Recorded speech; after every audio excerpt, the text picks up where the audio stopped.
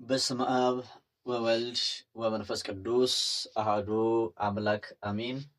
የክርስቶስ ቤተሰቦች የድንግል ማርያም የአስራት የቃል ኪዳን ልጆች በወደደን እስከ ሞት ድረስ ባፈቀረን በመድኃኒተ ዓለም በኢየሱስ ክርስቶስ ፍጹም ሰላምታ ሰላም እላችኋለሁ። በያላችሁበት የአድማስ ጥግ ሁሉ ሰላማችሁ ብዝት ትረፍረፍ ሙልት ይበልላችሁ። ውድ ኢትዮጵያውያንና ውድ ኤርትራውያን እንኳን አደረሳችሁ፣ እንኳን አብሮ አደረሰን ለዛሬው ዕለትና ለዛሬዋ ቀን። እድሜ ለንስሐ ዘመን ለፍስሐ አድሎን ቅዱስ እግዚአብሔር ቅዱስ ኢየሱስ ቅዱስ ክርስቶስ በእውነት ይህንን ጊዜ ለጸሎት እንድንጠቀምበት ያድርገን። ልቦናችንን ያብራልን፣ ልቦናችንን ይክፈትልን።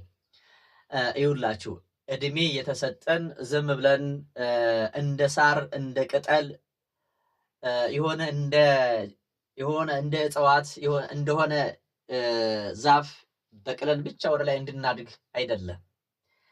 እግዚአብሔር ጊዜ የሚሰጠን እንደ መላእክቱ እንድናመሰግነው ነው። ሙሉ አካል ሰጥቶን እየሰራን ስናገኝ ጌታ ሆይ ተመስገን፣ እንደው ቢከፋን እንኳን ጌታ ሆይ ተመስገን። ምክንያቱም እኔ በጣም ይገርመኛል የድሮ እናት አባቶቻችን ፈተናው ሲበዛባቸው መከራው ሲጸናባቸው የመከራ ዱላ ሲቀጠቅጣቸው ያንን እንደ ሙሉ ደስታ አድርገውት ያመሰግኑ ነበረ። እንደ ሙሉ ደስታ ቆጥረውት ማለት ነው። እና ባመሰገኑ ልክ ደግሞ ብዙ ጸጋ፣ ብዙ ክብር፣ ብዙ ሞገስ አግኝተዋል። ዓለምን ድል አድርገዋል። ዛሬ ቅድስት ቅዱስ የሚለውን ታላቅ የሆነ ስም ይዘዋል ማለት ነው። ከስም በላይ የሆነን ስም እግዚአብሔር ሰጥቷቸዋል። ቅዱስ የሚለውን እግዚአብሔር ቅዱስ ነው አይደለ? ቅዱስ የሚለውን የእሱን ስም ሰጥቷቸዋል። ለምሳሌ አሁን ቅዱስ ጊዮርጊስ ብንል ቅዱስ ጊዮርጊስ ዝም ብሎ ያመጣው አይደለም፣ ብዙ ዋጋ ከፍሎበታል።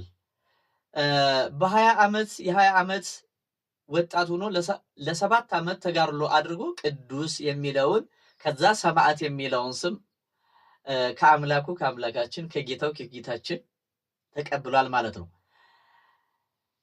ስለዚህ ዝም ብሎ የመጣ ወይም ደግሞ ያንን ስም ሰዎች ሊጠሩበት ስለፈለጉ ስለወደዱ እንዳልሆነ ልብ አድርጋችሁ እዩ፣ ተመልከቱ። እኔና እናንተስ እንኳን አይደለም ቅዱስ የሚለውን እንኳን አይደለም ሰማዕት የሚለውን ስም እንደው የተጠራንበትን ስም ራሱ ይወክላሉ የሥራችን፣ ምግባራችን፣ ሐሳባችን። ለምሳሌ አሁን ሰላም እየተባለች የምትጠራ እህታችን አካባቢውን ሰላም የምትነሳ ከሆነ፣ ትዳሯን ሰላም የምትነሳ ከሆነ አያችሁ፣ ሰፈር ጎረቤቷን ጓደኞቿን ሰላም የምትነሳ ከሆነ፣ ሐሰት የምትናገር ወይም ደግሞ የነገር ሱስ ያለባት ከሆነች፣ ወረኛ ከሆነች ሰላም የሚለው ስምና የእሷ ምግባር ምን አለ ማለት ነው? ተለያየ ማለት ነው። አያችሁ፣ ተመልከቱ፣ ተለያየ።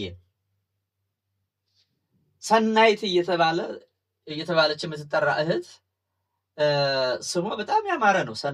ሰናይ ማለት በጣም ለወንድ ሰናይ ለሴት ሰናይት ይባላል እና ያማረ የተዋበ ማለት ነው። ሰናይ ማለት በጣም ውብ የሆነ ማለት ነው፣ ምንም የማይጎረብጥ ማለት ነው። እና ይህንን ስም ይዞ በእውነት ሕይወታቸው፣ ስራቸው፣ ምግባራቸው፣ ሐሳባቸው ስማቸውን የሚያበላሸው የሚያጠቁረው ከሆነ ይሄ በጣም ምንድነው? ምን ብዬ ልንገራችሁ? ስምና ምግባሩ ያልተስማማለት ምግባሩ ስሙን ያበላሸበት ወይም ያበላሸባት በጣም ብዙ ሰዎች አለን ማለት ነው። አሁን ሰው ልጁን እናት አባት አሁን ልጁን ይሁዳ ብሎ የሚጠራ የለም። ይሁዳ ማለት እኮ ታማኝ አገልጋይ እንደማለት ነው። የእግዚአብሔር አገልጋይ ማለት እኮ ነው። ተመልከቱ። በዚህ ስም ብዙ ሰዎች በአሁኑ ሰዓት አይጠሩበትም፣ ወይም ደግሞ ይሄ ስም ሰዎች ሲጠሩት ሰምታችሁ አታውቁም፣ እርግጠኛ ሆኜ የምነግራችሁ ማለት ነው። ለምን የአስቆሮቱ ይሁዳ ይሄንን መልካም የሆነውን ስም ስላበላሸው ማለት ነው። ይሄንን መልካም የሆነውን ስም የሚያበላሹ ሰዎች አሉ። ጾም፣ ጸሎት፣ ስግደት የሌላቸው ክፋትና ጥፋት በቃ እንደ ጥሩ ስነ ምግባር አድርገው ያሰቡት የቆጠሩት ሰዎች እየበዙ ያለበት ሰዓት ነው ማለት ነው። አብርሃም እየተባለ ስራው ግን ብርሃኑ እየተባለ ስራው ግን የጨለማ የሚሆን ከሆነ በጣም አስቸጋሪ ነው ማለት ነው። አብርሃም ብርሃኑ ተሻለ እየተባለ ምንም የማይሻለውን እኮ ነው የማይሻለውን ሰው ተሻለ ይሉታል ማለት ነው። እና እግዚአብሔር ከሁላችን ጋር ይሁን። ስምና ምግባራችን አንድ እንዲሆንልን የሱ ቅዱስ ፍቃድ ይሆንልን። ዛሬ እንግዲህ ብዙ ሰዎች ጥያቄ አንስተዋል እና ይህ ጥያቄ ቀላል ነው፣ ግን እስኪ እንደው እንስማው። ጥያቄው ምን መሰላችሁ? በጸሎት ሰዓት ግማሹ ሰው ድምፅ አውጥቶ መጸለይ ጥሩ አይደለም ይላሉ። ግማሹ ደግሞ አይ ድምፅ አውጥቶ መጸለይ ጥሩ ነው። ሌላው ደግሞ አይ በለሆሳስ ዝም ብሎ ድምፃችንን ሳይለንት አድርገን በውስጣችን ብቻ በአይናችን እያየን በውስጣችን በአእምሯችን ብቻ እያነበብ ድምፅ ሳናሰማ የምንጸለየው ጸሎት ነው የሚሰማው፣ ወይም ጥሩ የሆነው የጸሎት ስርዓት ይሄ ነው ብለው የሚያስቡም ሰዎች አሉ። ይህንንም ተግባር የሚተገብሩ ሰዎች አሉ። እናንተስ እስኪ ምን ትላላችሁ? ማለት ድምፅ አውጥቶ ማለት ድምፅን ለምሳሌ አሁን ድምፅ አውጥቶ ሲባል ቦታ ቦታ አለው። አሁን ለምሳሌ በየቦታው እየጮኻችሁ የምትጸልዩ ከሆነ ጥሩ አይደለም። ይሄ ሰውን መረበሽ ይሆናል ማለት ነው። እንዳጠቃላይ እናንተ ምን እንዴት አድርጋችሁ ታስቡታላችሁ? እናንተስ እንዴት ነው እየጸለያችሁ ያላችሁት? ይሄንን ለሁላችንም የአንዱ ሰው ጥያቄ ለሁሉም መልስ ይሆናል ብዬ ስላሰብኩኝ ይሄንን ጥያቄያችሁን ለመመለስ መጥቻለሁኝ። እንግዲህ ይሄንን ቪዲዮ ለሁሉም ተደራሽ አድርጉት ማለት ነው። ጸሎት ኃይልን ታደርጋለች። ድምፅ እያወጣን ብንጸልይ ችግሩ ምንድነው? ድምፃችንን ሳይለንት አድርገን ብንጸልይስ ምንድነው ልዩነቱ የሚለውን አብረን እንመለከታለን ማለት ነው።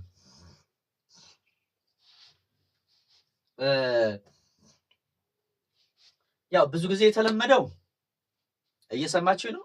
ብዙ ጊዜ የተለመደው ያው ድምፃችንን ሳይለንት አድርገን ድምፃችንን ቀንሰን ነው የምንጸልየው ማለት ነው።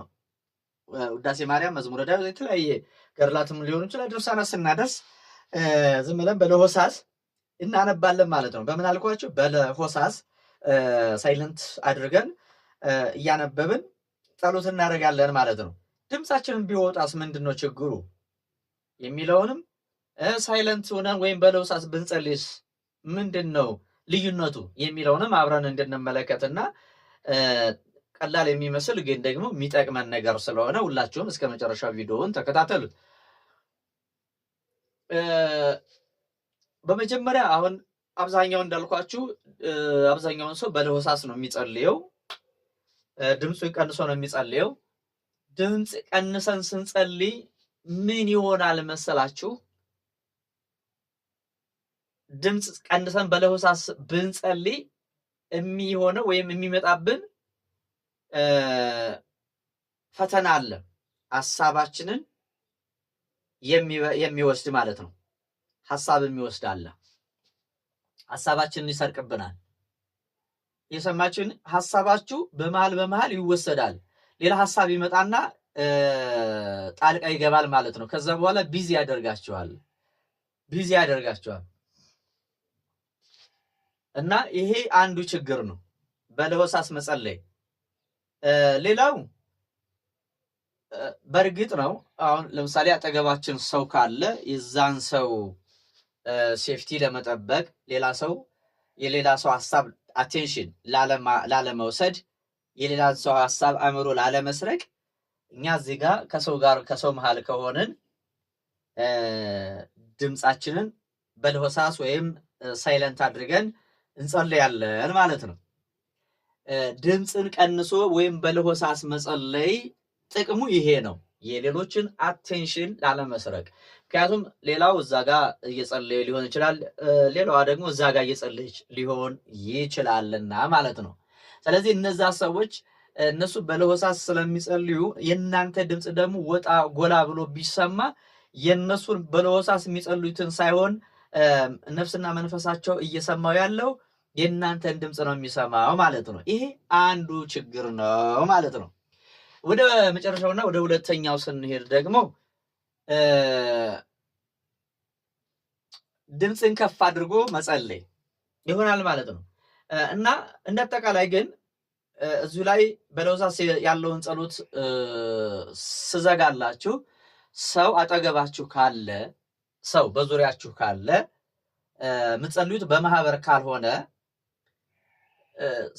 ድምፃችሁን ምን አድርጋችሁ መጸለይ ይኖርባችኋል? ሳይለንት አድርጋችሁ መጸለይ ይኖርባችኋል። ወይም በለሆሳስ ልትጸልዩ ግድ ነው ማለት ነው። ለምን? ለሌላውም ደግሞ መኖር አለብን። እኔ ብቻ ሳልሆን ለሌላውም መጠንቀቅ አለብኝ። የኔ መኖር ለሌላውም ያስፈልገዋል። አያችሁ፣ የኔ መኖር ሌላውን ደግሞ መረበሽም የለበትም፣ ለሌላው መጎርበጥ የለበትምና ማለት ነው። ሁለተኛውና የመጨረሻው ጥያቄ ድምፅን ከፍ አድርጎ ወይም አንደበትን ከፍቶ ድምፅ እያሰሙ መጸለይን ይሆናል የምንመለከተው ማለት ነው። ይሄ ድምፅ አውጥቶ መጸለይ ጥቅሙ ምን እንደው ታውቃላችሁ? የመጀመሪያው ይሄንን ድምፅ አውጥታችሁ ስትጸልዩ በዙሪያችሁ ሌሎች ሰዎችን የማይረብሽ መሆን መቻል አለበት ማለት ነው። ወይም ደግሞ አጠገባችሁ ለምሳሌ እኔ ገርል እያነበብኩኝ ከሆነ ያንን ገርል ሳነብ ለሌላው እንዲሰማ በቀኝ በግራ ከፊት ከኋላ ላሉት ሰዎች እንዲሰማ አድርጌ ማንበብ ይኖርብኛል። ሌላው ብቻዬን ሁኜ በቤቴ ውስጥ በጸሎት ቤቴ ውስጥ ከሆነ በቤታችን ውስጥ ወይም ደግሞ በቤተ ክርስቲያንም ሆነን ደግሞ ለሰዎች የማይሰማ ቦታ ላይ ራቅ ብለን ከሆነ የምንጸልየው ድምፃችንን ወጣ አድርገን ስንጸልይ ምን ይጠቅመናል መሰላችሁ? አንደኛ ሕሊናችን እንዳይሰረቅ እንዳይወሰድ ያደርጋል ማለት ነው። ነፍስና መንፈሳችን ያንን ድምፅ ይሰሙታል ማለት ነው። በሱ ተውጠዋል ማለት ነው። ስለዚህ ጠላት ዲያብሎስ ሐሳቡን የመዝራትና የመንዛት አቅምና ኃይል አይኖረውም ማለት ነው። በለሆሳስ ስናደርግ ግን በዛ በዝምታ ውስጥ ይገባል ማለት ነው። በዝምታ ውስጥ ዲያብሎስ ሐሳቡን እንክርዳዱን ይዘራል ማለት ነው። እና የሚጠቅመው ምንድነው መሰላችሁ?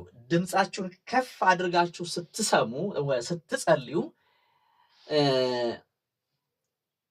አየር ላይ ያለ ቤት ውስጥ ያለ እርኩስ መንፈስ አጋንንት በውስጣችሁ ያለ እርኩስ መንፈስ አጋንንት በደንብ ይሰማል ማለት ነው።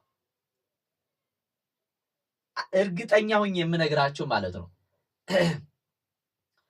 ድምፃችሁን ወጣ አድርጋችሁ ስትጸልዩ አንደኛ በለሆሳስ ስትጸልዩ በዝምታ ውስጥ ይገባል ብያችኋለሁ። በዝምታ ውስጥ ይገባል። እየጸለያችሁ ከሆነ ሐሳብ ወስዶ ይበትናል ማለት ነው እና በለሆሳስ ለመጸለይ ሱባኤ ውስጥ መሆን መቻል ይኖርባቸዋል ማለት ነው። ይህንንም በዛው እንዲታሰምሩልኝ።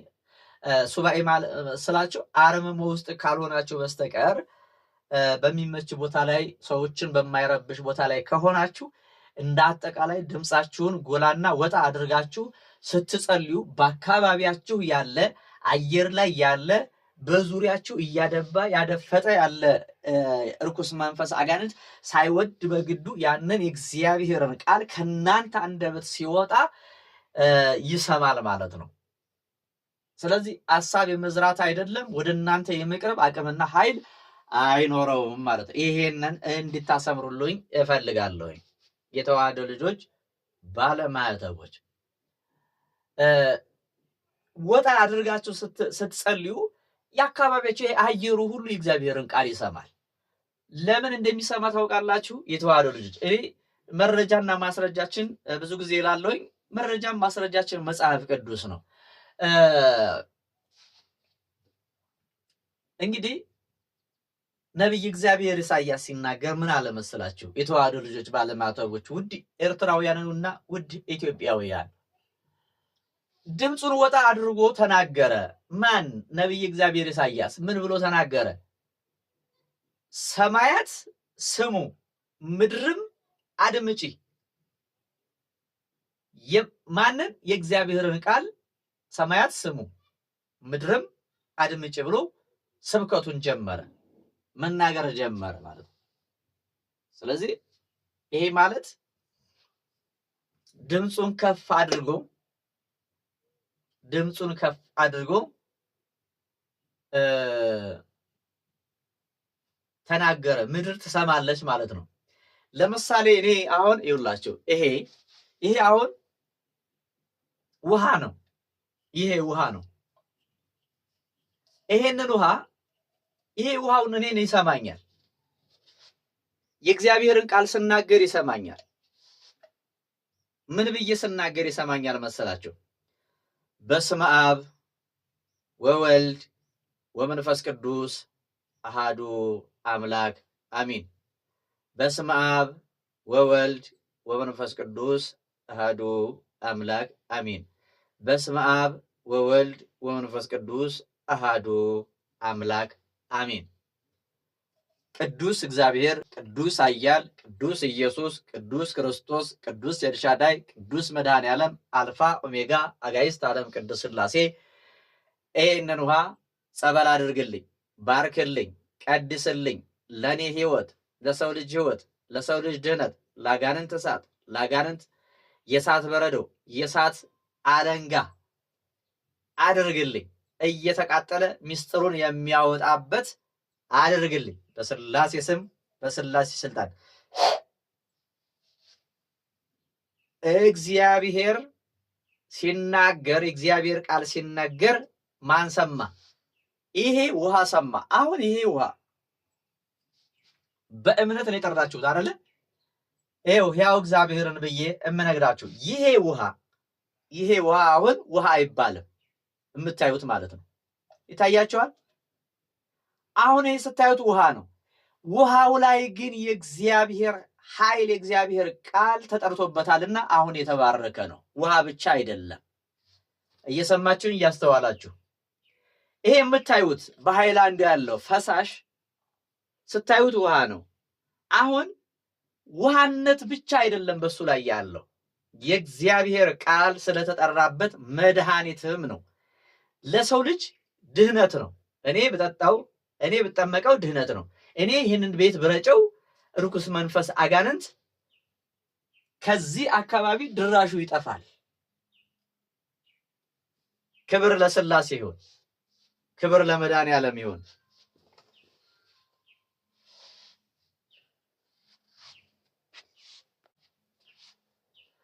እና ምንድነው ጥቅሙ?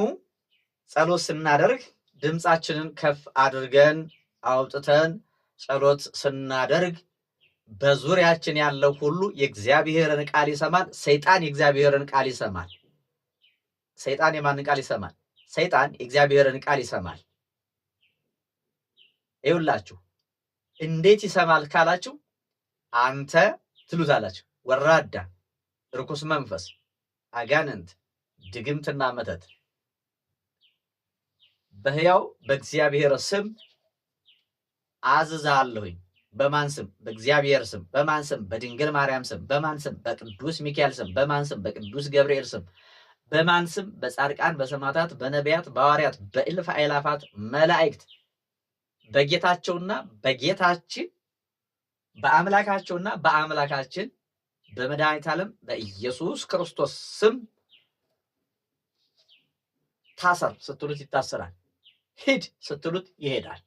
ተጋለጥ ስትሉት ይጋለጣል።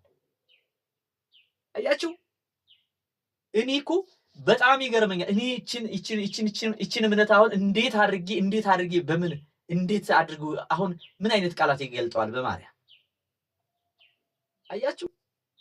ከማድነቅ ውጭ ከማመን ውጭ ይሄ ከአእምሮ በላይ ነው። ከአእምሮ በላይ ይሄንን መድኃኒት አድርግልኝ ስትሉት መድኃኒት የሚያደርገውን አምላክ ነው እያመለካችሁት ያላችሁት። አልተሳሳታችሁም፣ አልተሳሳትንም። አጋንንትን መገሰጽም ብትገስጹም ብንገስጽም አልተሳሳትንም። በማን ስም ስለሆነ? በእግዚአብሔር ስም ስለሆነ። እንዴ አጋንንትን ሂድ በሉት ይሄዳል። ሐዋርያው ቅዱስ ጳውሎስ ሲናገር ና በሉት ይመጣል። ና ያሉት ወደ እነሱ ገብቷል። ና እያሉት ከጫካ እየጠሩት ከባህር እየጠሩት ከወንዝ እየጠሩት ከአየር እየጠሩት ከተለያየ ቦታ እየጠሩት ና ሲሉት መጥቶላቸዋል፣ ገብረውለታል። ና ብለውት ነው። እናንተ ደግሞ እነሱ ና ብለው ወደ እኔና ወደ እናንተ ህይወት የላኩትን እርኩስ መንፈስ አጋንንት አንተ እርኩስ መንፈስ አጋንንት ከሰው ልጆች ህይወት ላይ ላንተ ከማይመጥን ህይወትና ሰው ላይ ውጣ፣ በኢየሱስ ክርስቶስ ስም ውጣ፣ በቅዱሳን ስም ስትሉት የሚበሳጩ ሰዎች ወደው አይደለም። ይሄንን ስንናገር ለምን ትናደዳላችሁ? አንቺ አይገባሽም፣ አንተ አይገባህም እያልክ አንተ ማንህና ነው የምትከፋፍለው? ይገባሻል አይገባሽም? አንቺ ስልጣን አለሽ ወይ? እንደዚህ ምን አገባህ አንቺ ማን ስለሆንሽ ነው? አንተ ማን ስለሆን? ከፋፋይ ማን አደረገ? ስለ ራስ ማለት ከሌለብህ ራስ አትበል እንጂ እኛ እንላለን ነው። እርኩስ መንፈስ አጋንንትን ጥላቴን አንተ እርኩስ መንፈስ አጋንንት ከኔ ሂድ የማለት ስልጣን አለኝ እኔ ላይ፣ እኔ ማለት ነው። እኔ ስልጣን አለኝ እንዴ። ይሄንን ለማድረግ ሴት ወንድ አይልም። ማንኛውም ሰው አጋንንትን የተጣለ እርኩስ መንፈስን መገሰጽ በስላሴ ስም አንተ እርኩስ መንፈስ አጋንንት በማን ስም? በስላሴ ስም። በማን ስም? በእግዚአብሔር ስም። እኔ ሰው በጣም ይገርመኛል። እኔ መቼ ነው የሚነጋልን? መቼ ነው የምንነቃው? ግን አዚም የሆነብንን ይሄን እንደው እንዳናውቅ በሆነ በክፋት መረብ ጠቅልለው አእምሯችንን የዘጉት ሰዎች አሁንም በዙሪያችሁ አንቺ ምን ስልጣን? እኔ ስልጣን የለኝም እሱን እንትን ለማለት ይኸውልህ፣ እስከ ጾምክ እስከ ጸለይክ እስከ ተንበረከክ ድረስ አጋንንት ላይ ስልጣን አለ። ማን ነው የለህም ያለህ? ክርስቶስ ብሏል። መጽሐፍ ቅዱስ ብሎሻል ብሏል። መጀመሪያ አንብብና ተረዳ። አንብቢና ተረጂ። እንዴ እና ለደፍተራው ለሰርማሹ ለቅጠል በጣሹ ወደ እናንተ ነው ህይወት እንዲልከው ነው ስልጣን የተሰጠው። ሊኩ በጣም ይገርመኛል። ሰው በራሱ ላይ እንዴት እኔ አልችልም እኔ እሱን እንደዚህ ተመሳሳዩ ከሆንክ አትችልም። አንተ የቅድስናው ስፍራ ላይ ሄደ እኔ ቅዱስ ነኝ አንተን አስወጣለሁ ብትል መስቀል ይቀማል እርኩስ መንፈስ አጋንንት። እግዚአብሔር ምስክሬ የካህኑን መስቀል ይቀማዋል። ጠምጥሞ ስለጠመጠመ ምናምን በልብስ አያከብርም። እሱ ዋናው በእምነት ነው። በእምነት ተራራ ታፈርሳላችሁ። እንዲህ የሰናፍጭ ቅንጣት ታክል እስኪ ማቴዎስ ወንጌል ምዕራፍ 17 ተመልከት። እስኪ የሰናፍጭ ቅንጣት የምታክል እምነት ቢኖር ይህንን ተራራ ከዚህ ወደዛ እለፍ ብትለው ያልፋል፣ የሚሳንህ ነገር የለም ካለ ይሄ ለካህኑ ነው ወይ የተነገረው? ለዲያቆን ብቻ ነው ወይ የተነገረው? እኔ የፈዘዘ ህዝብ ነው እኮ ያለን እኮ ዝም ብሎ የሆነ በቃ እንደዚህ ብሎ እንዲኖሩ ነው የተደረገው የተሰራበት ስራ ማለት ነው ሴራው። እመን እስኪ ቆይ አጋንንትን መገሰጽ ሂድ ከዚህ ማለት ነው በስላሴ ስም ሂድ ከዚህ ማለት ነው ወይስ ይሄንን ተራራ የሆነ ግዑዝ የሆነ ድንጋይ ወይም ጋራ ተራራ ማንቀሳቀስ ነው የሚከብደው? የትኛው ይከብዳል? እስኪ የትኛው ነው የሚከብደው? እኔ እኮ በጣም እኮ የሚገርመኝ ነገር ነው ማለት ነው። እግዚአብሔር ልቦና ይስጣችሁ። ለማንኛውም ይሄንን ይመስላል። ይሄንን ቪዲዮ ለሁሉም ተደራሽ አድርጉት። እግዚአብሔር ከሁላችንም ጋር ይሁን። ሁላችሁም ጥላታችሁ ላይ ስልጣን አላችሁ። እርግጠኛ ሆኜ ነው የምነግራችሁ። ለካህን የተሰጠ የአገልግሎት ድርሻ አለ። ያንን መጋፋት አይደለም። ለሁሉም ደረጃና ልክ አለው። ያንን ደረጃ ካለፋችሁ ያኔ እግዚአብሔር እሱ ራሱ ይቀስፋል ማለት ነው። የማይገባን ካደረክ ማለት ነው። አጋንንትን ለመገሰጽ ግን ወዳጄ ዝም ብለህ ምክንያት አታብዛ፣ ምክንያት አታብዥ። ካንቺ የሚያስፈልገው ተጋድሎ ነው። ቅድስት አርሴማ እናታችን ክርስቶስ ሰምራ ቄስ ዲያቆን ሆና አይደለም እኮ ዛሬ በስሟ አጋንንት የሚገዛላት ነው እንዴ? አይደለም። ተጋድሎ አድርጋ ነው። በተጋድሎ ግን ክብር ይመጣል። በተጋድሎ ይውላችሁ እንኳን አይደለም አጋንንትን የተጣለውን ጉዳቂውን መተተኛውን መተት ማፍረስ አይደለም ሌላ ተአምር እግዚአብሔር እናንተ ላይ ይሰራል ማለት ነው። በእናንተ ጸሎት በእናንተ ደዌ የታመመውን ትፈውሳላችሁ ማለት ነው። የታመመ ይፈውሳል። እግዚአብሔር ስራ ይሰራል በእናንተ ላይ ማለት ነው። ያለበለዚያ ግን መክሊትን የተሰጠን ምክር አትስገድ አትጸልይና ዝም ብለህ እንደዚህ ብለህ የምትኖር ከሆነ እንደዚህ እንደተጨበጥክ እንደተሸፋፈንክ ትሄዳለህ። ችግር ሳታውቅ እንደተቸገርክ ትሄዳለህ። እና እባካችሁ ፕሊስ አእምሯችንን ጋር አንብቡ። ደግሞ ምንድነው መጽሐፍ ቅዱስን እንዲያነብ የተፈቀደለት መናፍቅ ብቻ እኮ አይደለም እኮ እንደውም ለኛ እኮ ነው የተሰጠው። ግን ምን ያደርጋል አንረባም። እንዳጠቃላይ እርግጠኛውን የምነግራችሁ ማለት ነው። ስንቶቻችሁ ናችሁ መጽሐፍ ቅዱስ የምታነቡት? ስንቶቻችሁ ናችሁ መጽሐፍ ቅዱስ ያላችሁ? ዝም ብለን እኮ ነው የምንኖረው። እንኳን አይደለም መጽሐፍ ቅዱስ እዛ የተሰበከልን አውደ ምሕረት ላይ የተነገረን እንኳን አናስተውልም። ስንት ዓመት አውደ ምሕረት ተመላልሰናል። አንድ ጥቅስ ግን አትናገሩ። አንድ ጥቅስ ማስታወሻ አትይዙማ፣ አታነቡማ። እግዚአብሔር ልቦና ይስጠን። ለዛ ነው መጫወቻ የሆን ነው ማለት ነው። እውነትን ይዘን ሐሰተኞች የሚጫወቱብን ወንበዴዎች የሰለጠኑብን ለዛ ነው። አያችሁ ዲያብሎስና ልጆቹ የተጫወቱብን ለዛ ነው። እኛ አቅመ ቢሶች ነን፣ ደካሞች፣ ሰነፎች ነን። ዝም ብለን ነው የምንመላለሰው እንጂ ገና ከልቦናችን አልተመለስንም፣ አልገባንማ። ሲገባን ማንበብ እንጀምራለን፣ ሲገባን መንበርከክ እንጀምራለን፣ ሲገባን ንስሐ መግባት እንጀምራለን፣ ሲገባን እንበረከካለን። አልገባንም ገና። እግዚአብሔር ማስተዋሉን ጥበቡን ያድለን። ሌላው እንግዲህ ወደ ቁልቢ ገብርኤል መሄድ የምትፈልጉት ሰዎች መነሻ በ17 ነው፣ መመለሻ በ20 ነው። ከወዱ ደውሉ። ሰላም ሁኑልኝ። ቪዲዮውን ሼር አድርጉት። ወደ አምደው ቅዱስ ሚካኤል ለመሄድ ምዝገባ ተጀምሯል።